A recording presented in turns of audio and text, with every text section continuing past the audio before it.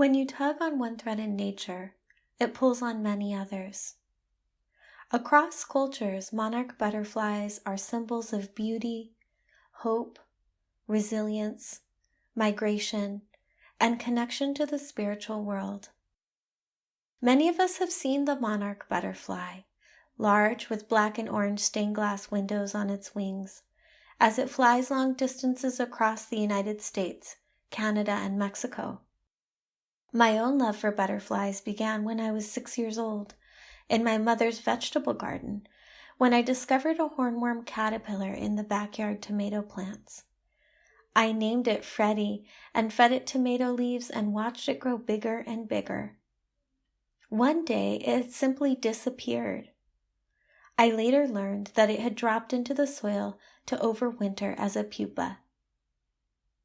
I never saw the hornworm moth that it became, but from that time onward, I've been fascinated by moths and butterflies and have shared my learnings with youth, colleagues, and anyone who's interested.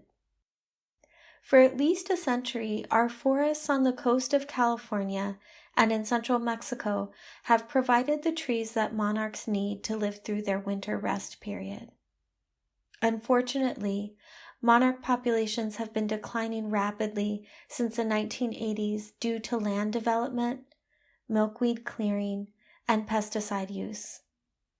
More recently, the numbers have dropped from millions of butterflies counted 30 years ago along the coast of California to just 1,900 individuals counted in 2021.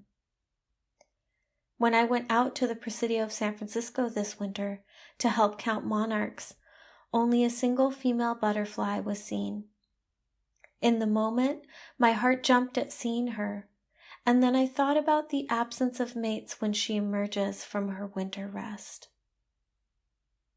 I also asked myself, what is my responsibility? And what role do each of us have to play? The monarch is just one of many threatened species, one that happens to fly across borders and hold cultural value.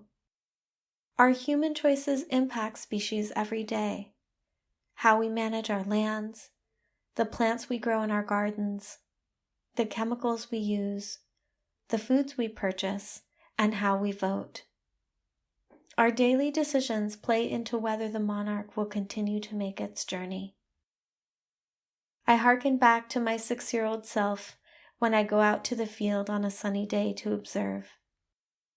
Watching the pollinators as they delicately alight on a sweet plant to sip nectar, I lose track of time as I notice their diversity. I celebrate their journeys to this moment and place, and savor the experience of seeing a butterfly in its spectacular flight phase so many years after that first metamorphosis. I feel the threads pulling at me to do what I can to protect them before it's too late.